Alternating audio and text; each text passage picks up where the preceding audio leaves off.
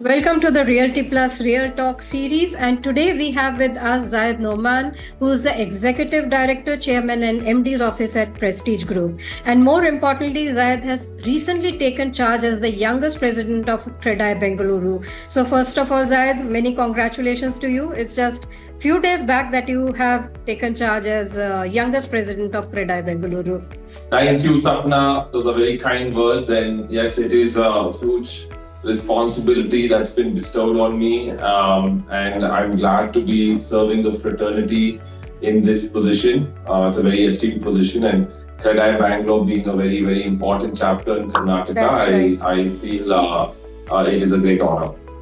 So first of all, Zaid, let me ask you, what are your immediate plans? Immediate plan of action for Kedia Bengaluru, and for your tenure, what is your vision? How you see it? See, Sapna, I feel there should be a certain alignment with what Kedia is as an organization is trying to build in India at the national level. So, of course, we will be aligned with a few of the Kedia missions that they're looking at holistically at an overall level and trying to replicate that at the state chapter and the city chapter. But apart from that is like innovation, sustainability, and a lot of ease of doing business for the fraternity, both from the sides of the customer as well as the developer. The way I look at it is we have to look at it holistically.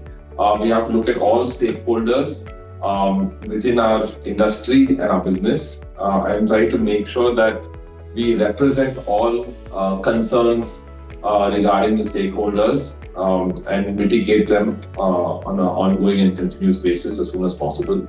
Of course, real estate is a state subject, so the rules and policies that we are subject to will be different to what other states and cities will be subject to. So there are certain specific policies or concerns that we will try to address during my tenure, of course, with the entire fraternity, and ensure that solutions are found and we are proactive to support stakeholders during my tenure. That's right. It has to align. Yeah, exactly. So we look at alignment amongst everybody, be it the policymakers, legislators, different municipal authorities, as well as our developer fraternity. And I think during my tenure, what I will certainly want to do is ensure that Kedia as organization is, I think the image of Kedia is built better. We want to make it more relevant in today's day and age to the consumer. What Kedia started off from and what it's going to be also needs to evolve. I think that's one of the reasons why when I selected my team, I ensured that we get all the youngest and brightest minds. We must not forget that all of the stalwarts that served prior to me served over the last 30 years. So they were also 30 years younger in my age. Mr. Razak, for example, was Kedia president in the mid-90s, which was over 30 years ago. So he was slightly older than me then and starting off. So things change and you need to have fresh ideas. And that's what me and my team are here to bring. I have a lot of the second generation who are extremely involved in their business, right from Aditya Vivani from Embassy Group. I have Shivam Agarwal from Satwa. We also have Nishchay Jaishankar from Adarsh. We have Karan Shetty. We have Vimal Hegde from Chartered Housing. So all of these people in my team are young. They are doing a lot of work in their respective organizations. Their organizations themselves are doing a lot of work. And I feel it's very relevant because they have a lot of skin in the game. And we'll be able to represent a lot of issues from the rest of the members. One of the key goals that I have for the first 60 days of my tenure is that we meet each and every single member in our chapter because apart from building the bridge with stakeholders, I feel we need to form that bridge with our members as well, because it's good to understand what their perspectives are. So we get a pulse of all of what our members are going through. Yes, a lot of issues will be common and concerns will be common, but it's also good to get yourself out there and reach out to them and understand.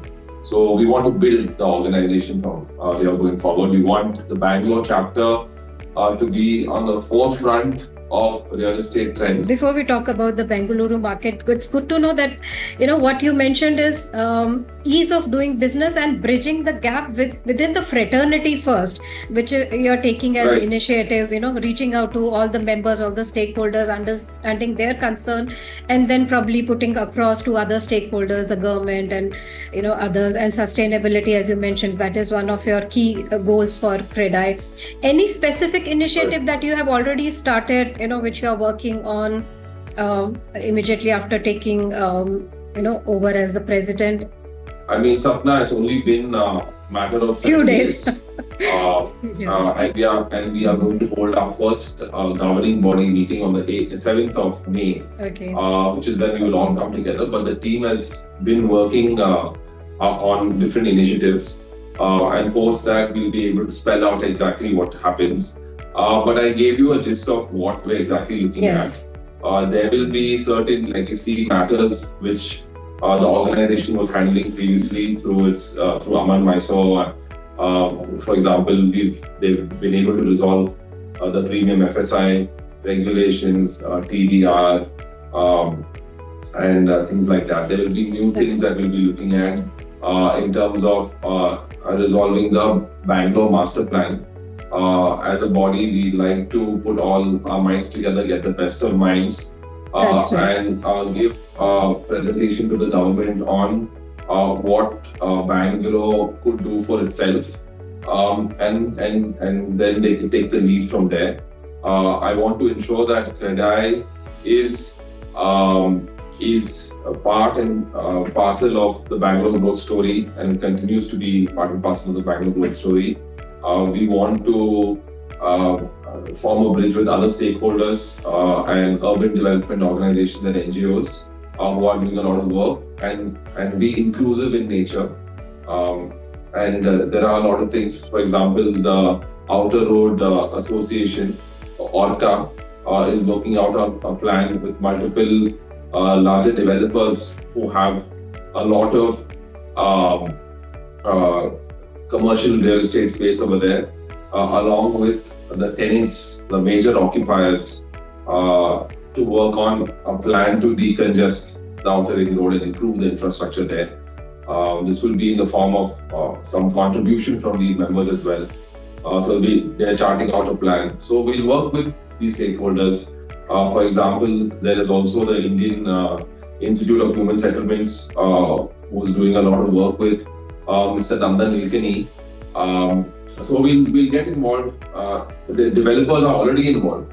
So we will further continue this and see that it takes center stage during my tenure. Yeah, great. So the legacy issues and some new initiatives that you are already talking about, working with others. It's ongoing, it's dynamic. Yeah, it's a process. So as and when we learn of new issues, we do it. There are a few ideas that are doing the rounds, such as the rehab policy, which is there in Mumbai and Maharashtra.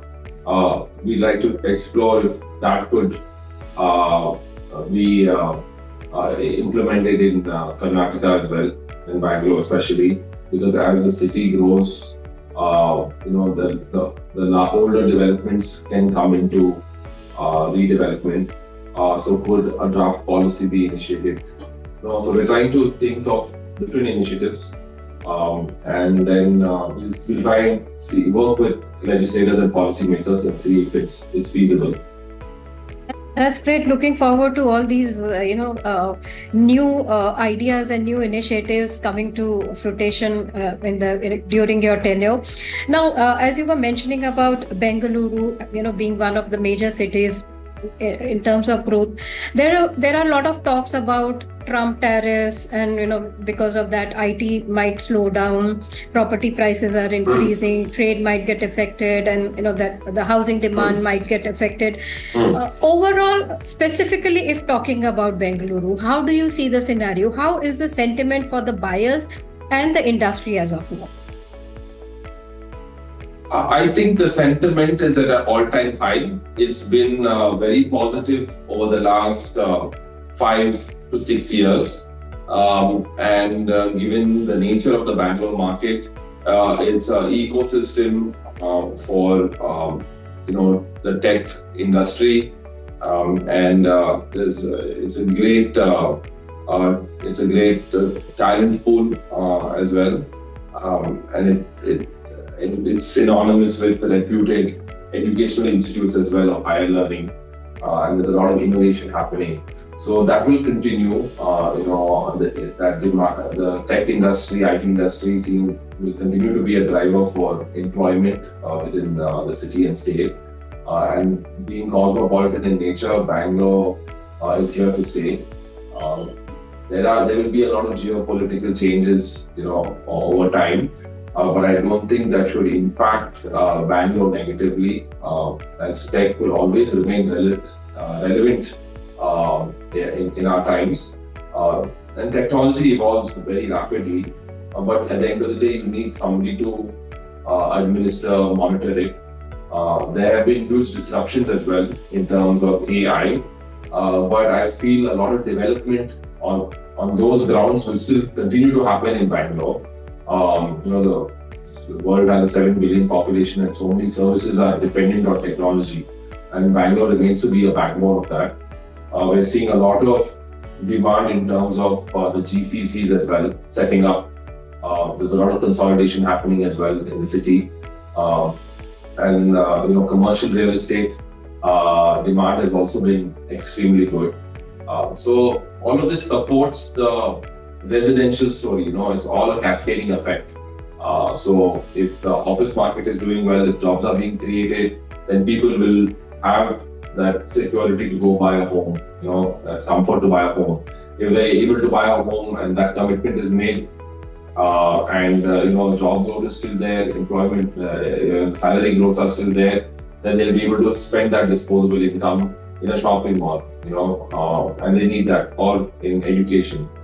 So it's all ancillary and it all supports each other.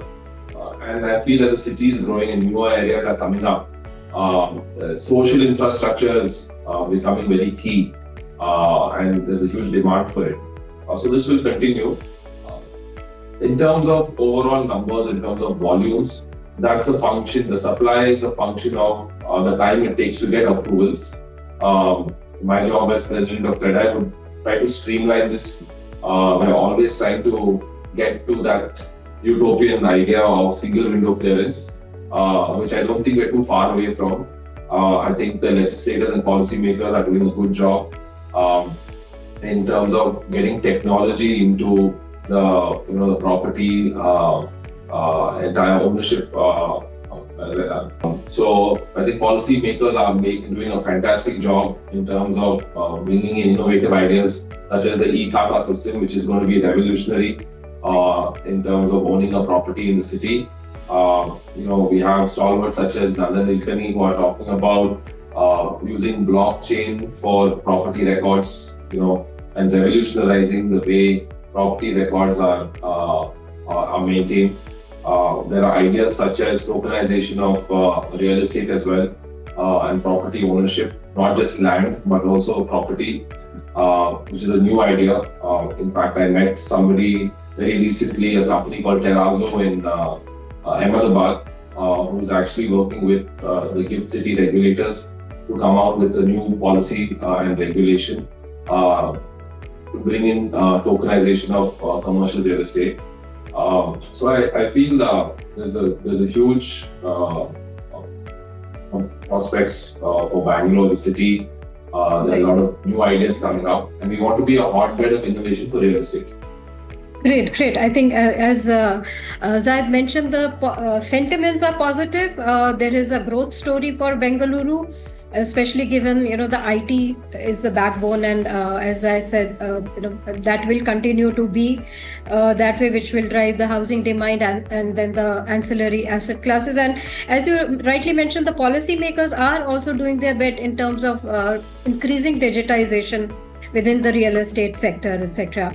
Now, coming to Prestige, you recently launched residential projects across key markets, housing markets. What are the Prestige Group strategic plans, growth plans as of now, future expansion plans? How are you looking at it? See, Prestige is very focused on the few key markets that we are operating in the country right now, be it Bangalore, Hyderabad, Mumbai, the NCR region, Chennai, Goa, and Pune, apart from Cochin. So these are about 7 to 8 markets that we are serving. We have a very diversified asset class, and we have separate verticals where we have our strategies for each, be it the residential, office, hospitality, or in fact the services or the retail business. We have a growth plan for each of these businesses, and we want to deepen in each of these markets. In terms of Bangalore, we are about 50 to 55% of our sales comes from Bangalore. And then the balance comes from Hyderabad and Mumbai. And then over a period of time, it would be diversified between NCR and all these cities that I just mentioned. Now the whole goal is for the coming financial year is to launch immediately in this quarter would be our maiden project in NCR, which is the Prestige City Indirapuram. It's a 10,000 to 12,000 crore project where we're building 10 million square feet of residential development. And this is much anticipated, and we're looking forward to launching it this quarter. Combined with multiple other launches in Hyderabad, Chennai, and Goa, and of course Bangalore as well. We have a project in Mumbai that we'll be launching in the next few quarters as well, which we recently acquired, which is in Thane, in the Mira Road area. So this is what we're looking forward to. Yeah, fantastic. Great plans, and all across major Indian cities. So good to know that. Now coming back to Kedia, as you mentioned, there are a lot of legacy matters which you will be taking forward, and Kedia overall has had it's been a body which has been representing Indian real estate sector. How do you see, being a young leader, a young real estate leader, being a young president of a real estate body like Kedia, how do you see the role of such an organization within the sector? What is your vision for this particular body? See, I feel the role of Kedia could be very transformative for the entire real estate industry. In terms of it can be a force to transform the urban development scene in the city. I feel if all real estate developers are able to come to a common ground and address urban issues, it could really help the city grow. Apart from this, I believe Kedia could drive uniformity across real estate developers, which would make it more comfortable and secure for the home buyer. Of course, we have RERA today, but prior to RERA, Kedia formed a platform for consumers to address any concerns. So if you could reach out to Kedia, they could reach out to their members to resolve any issues that a home buyer could have. So I think that's where Kedia can play a huge role to be the bridge builder and foster, a better environment for real estate buying. I believe that there is a huge scope right now in the country to improve the kind of financial awareness that one has. And I feel that there's a deficit right now amongst the newer age or younger generation in terms of understanding on how real estate works. I would like to really push this agenda of real estate awareness or financial awareness with regards to real estate, and make it easy for the common man to understand.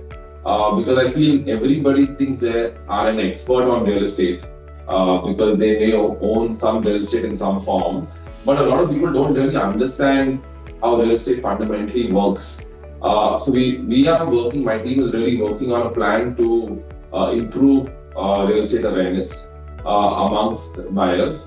And it all starts from some financial planning. So there has to be some underlying awareness of how you're going to plan your investment strategy, how do your finances work. So I want to work with key people who will reach out to this audience and help people among the younger generation understand about financial inclusivity in real estate, buying real estate.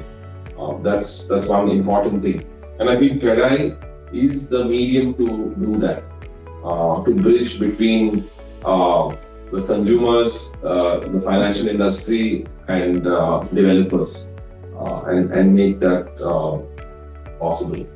That's very important. What you said is, there is a gap between the understanding of first-time, especially home buyers, and if the Kedia, the industry body, comes in there as the specialist and can help create that awareness, especially about the financial part of it. I think that will be a great initiative. And also, as you mentioned, for home buyers, they can directly come to the real estate body with their concerns instead of having to go to RERA or any other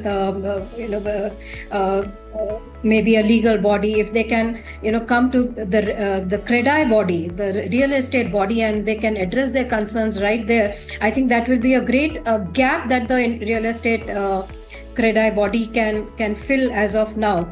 Fantastic. I think that's a great vision for this this organization. Now, if you yourself are a very young real estate leader, developer. Now, if you have to give one message, before we let go of you, one message for the other real estate professionals who want to enter this segment, what will your message be to them? Yes, the only advice I can give them is that it is an industry where you have to have 100% commitment, and whatever idea you have, or you have to be convicted for the long term, because it takes a lot of time to build that trust and credibility, and the only way to do it is by delivering your product on time and delivering it with quality. Advice that I have received from, I would say, the fraternity, and what I've learned in my experience over the last 10-12 years of observing and being part of the industry is we need to learn how to manage between what the current need is versus what you want.